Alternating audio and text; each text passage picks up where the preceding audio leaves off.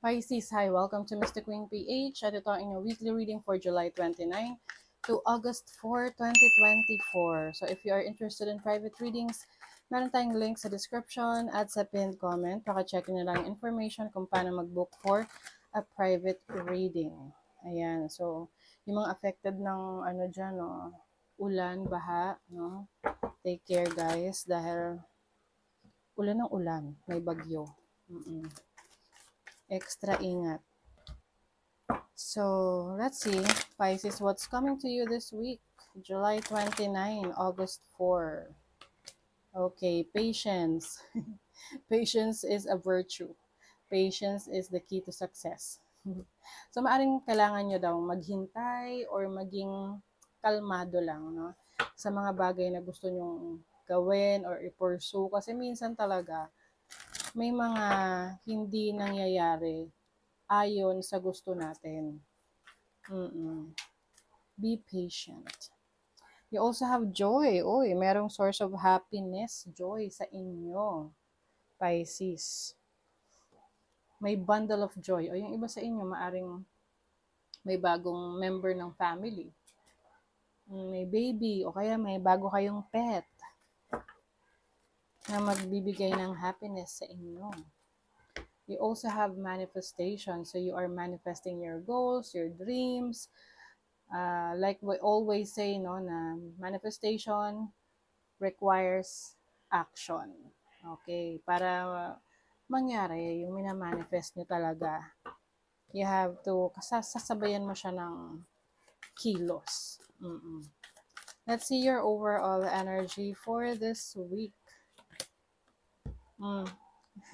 Ang dami nyong ginagawa, Pisces, very busy. Oo. Yung iba sa inyo, I'm seeing merong paglipat, no? May naghahakot ng kagamitan. Oo. So, naghahakot ng gamit papunta sa ibang lugar. So, yung iba may relocation. So, maraming trabaho, maraming kailangang asikasuhin. So, make sure na wag niyo masyadong pagurin rin yung sarili niyo. Pag kailangan magpahinga. Okay? Let's see your challenge. You have the Four of Cups. So, yung iba sa inyo rito, meron kayong sitwasyon na parang hindi na kayo masaya, no? It seems like parang you are not really getting what you want. Kaya siguro rito may patience kasi it's like a message para sa inyo na baka kailangan mo lang munang maghintay, no? Oo. And of course, yung paghihintay naman kasi, pwede ka rin mas maging productive habang naghihintay ka. May mga iba kang gagawin na will make you one step closer to your goal. 'Di ba? Meron ditong ayaw. May inayawan kayo. Oo, yung iba sa inyo, Pisces.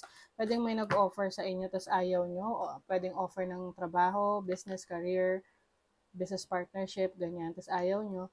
Yung iba naman, pwedeng romantic connection. Hindi nyo type. Okay, so your opportunity is the Six of Cups. Kaya pala. O yung iba sa inyo, kaya siguro hindi pa kayo makapag-accept ng bago sa buhay nyo, romantically. Dahil hindi pa kayo naka-move on. So, pwedeng meron kayong hinihintay na ex. Oo, kung mag-e-effort siya sa inyo. Nararamdaman niyo naman kung mag-e-effort yung taong yan kasi eventually, kung talagang para sa'yo, gagawa yan ng paraan na makabalik sa buhay mo.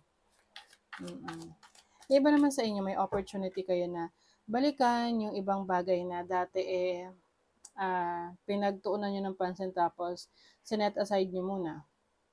Kasi pwedeng hindi pa time or wala kayong oras. Let's say, meron kayong project na pwedeng project sa bahay.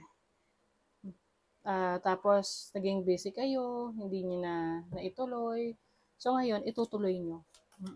Yung iba yung mga missed opportunities ninyo ay babalik, no? So, ngayon, may pagkakataon ka na naman na sumubok ulit. Oo. Parang halimbawa, gusto mong sumali sa PBB. Example lang naman. Tapos hindi ka nakuha, tapos ngayon magkakaroon ka ng pagkakataon dahil may audition ulit, yung mga ganon. So, let's see your blessing. You have the 5 of Swords. As a blessing, maaring kung magkakaroon ka ng contest na sasalihan, mananalo ka. Or maaring mapagtatagumpayan mo ang isang challenge with someone, especially kung ito ay yung parang masyadong competitive sa'yo. Mas mapapatunayan mo sa taong ito na you are good enough. No? You can do things better than them. Ganon. Kasi maaring merong taong nag-challenge sa inyo sa kakayanan ninyo. What is the 10 of Wands? The Empress. Wow. Kaya naman pala kayo busy kasi nagpapayaman kayo, Pisces. You have the Empress. This is about abundance, opportunities, productivity, a lot of blessings coming in. Yung iba sa inyo, pwedeng if you are planning to get pregnant or gusto niyo magkaroon ng baby, yeah, I see an opportunity for you of having a baby in your life, in your family. What is the 4 of Cups? You have the 8 of Wands. As a challenge, maaring meron kang hindi nasasabi na importanteng mensahe sa isang tao dahil pwedeng nahihiya ka or hindi ganun kalakas yung loob mo na mag-open up sa tao na to. Oo, ang mahirap kasi niyan, kapag masyadong parang kinimkim yan, bigla na lang yan sasabog. Oo, tapos biglang magugulat yung other person na, uy, may sama ng loob ka pala sa kanya. Na pwedeng makaapekto sa relationship ninyo. It's either, it may be the reason to end that relationship. So, mas maganda na maging open ka dun sa taong yun.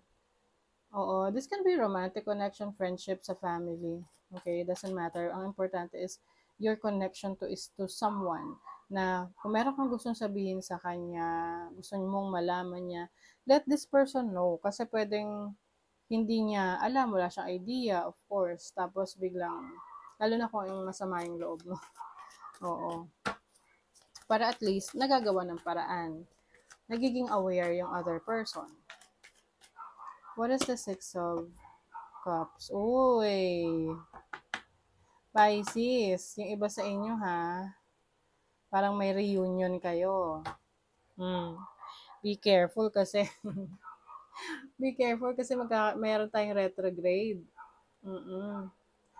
Malapit na yon. Hindi ko lang siya alam kung kailan yung eksaktong oras. But magkakaroon tayo ng retrograde. I think this is retrograde in Virgo. Tingnan natin. Mercury. August 5. Oo. Magkakaroon ng retrograde sa sign ng Virgo. So, yeah. Be careful sa mga bumabalik, ha? Oo, wag agad maging marupok. So, syempre, case-to-case basis yan. Pero kung parang hindi ka sigurado tapos binalikan mo, nako, baka problema ka dyan. What is the 5 of Swords? You have the 7 of Pentacles. Yeah. Pisces, kailangan lang talagang matuto ka maghintay, no? Be more patient kasi kung ano yung hinihintay mo, especially sa finances, sa business, sa career, sa kaperahan mo, darating yan. Kailangan lang, you just need to be patient. Diba? Ayan parating na nakabarko. Maaring may hinihintay ka na package, kargamento, or person from abroad. Ayan na, parating na siya. Yes, may message. There's message of love. Lilies, appreciation. Naku, yung iba sa inyo, kung kayo nakapaghiwalay sa person ninyo na long distance relationship, tapos itong person na to nag-effort na makipagkita sa'yo in person para ayusin, worth it naman yan. I think nag-effort siya, so worth it yon na person. Green flag yan. Choice, o syempre, ikaw pa rin ang pipili. Worry less about making the right choice and more about being strong enough to handle any outcome. Yes. Minsan kasi parang pag madaming options, natataranta tayo. Alin dyan ang best for you? Ang importante may lakas ka na i-handle kung ano man yung magiging resulta ng pinili mo. Chill ka lang daw. Today, I allow life to be easy. Yes, chill lang. Huwag masyadong magpa-stress. Okay? So, that is your reading, Pisces. Thank you so much. Bye.